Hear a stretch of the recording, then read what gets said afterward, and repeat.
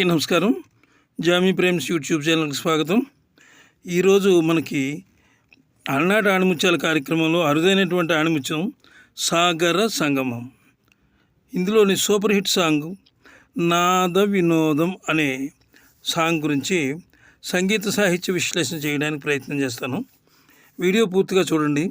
ముఖ్యమైన ఆసక్తికర విషయాలు చివరిలోనే ఉంటాయి.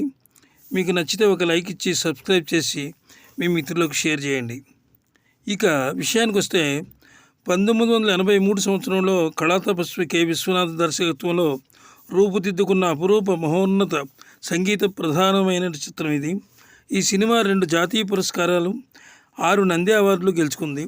అంతర్జాతీయ చలనచిత్రోత్సవంలో ఇండియన్ పనోరమలో ఎంపికైంది. ఇదంతా కె విశ్వనాథ్ గారి ప్రతిభ, గొప్పతనం అని చెప్పుకోవచ్చు. తెలుగులో 35 కేంద్రాల్లో ప్రదర్శింపబడి విజయవాడ, హైదరాబాద్ నగరాల్లో సిల్వర్ జూబ్లీ చేసుకుంది. అలాగే రష్యాలో కూడా రష్యన్ భాషలో ఎక్కువ ప్రింట్లతో ప్రదర్శించబడి, అంటే ఆ భాషలో ప్రదర్శించబడి చాలా అద్భుతంగా తొలి తెలుగు చిత్రంగా నమోదు చేసిందనమాట ఈ సినిమా. ఇక ఈ పాటను రాసిన వారు వేటూరి సుందరరామూర్తి గారు. వేటూరి వారి పాటల గురించి 2 తెలుగు రాష్ట్రాల్లోనే కాక ప్రపంచం అందరికీ తెలుసు. సంగీత ప్రధానమైనటువంటి చిత్రాలకు పాటలు రాయడం కత్తి మీద స్వామి లాంటిది. ఆయన పాత్ర యొక్క అంతరంగాన్ని తెలుసుకొని అందులో మమేకమై ఆవిష్కరిస్తారు.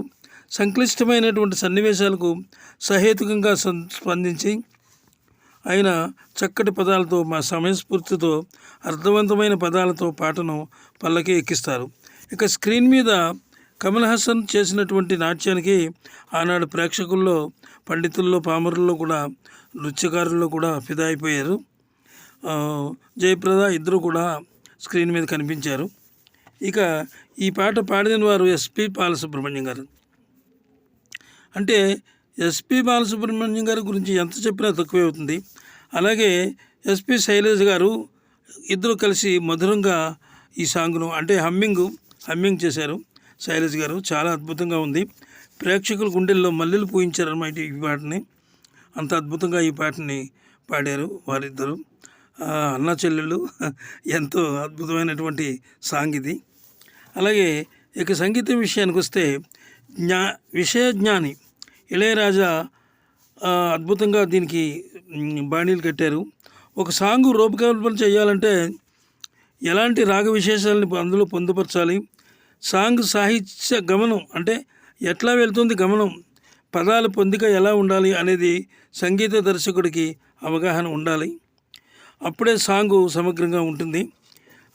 చేత ఈ సాంగ్ని అద్భుతంగా ఆయన ప్రజెంట్ చేశారు, కంపోజ్ చేశారు.